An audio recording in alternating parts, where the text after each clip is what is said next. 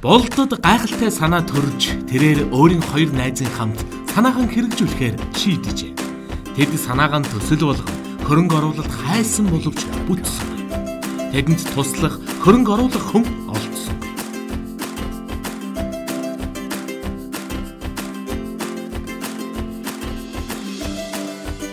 Харин тэд Бутапын талаар олж мэджээ. Бутапд төслөн оруулахад бүртгүүлээд төслийн бичиг баримт мөн танилцуулга видео илгээхэд л хангалттай. Бутап таны төсөлтөд танилцсан хянаж үзээд олон нийтэд дэлгэх.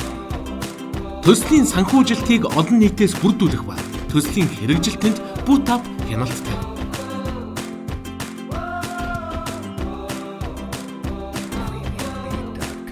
Ингээд болдын төсөл амжилттай хэрэгжиж өрөөдөлдөн хүрчээ.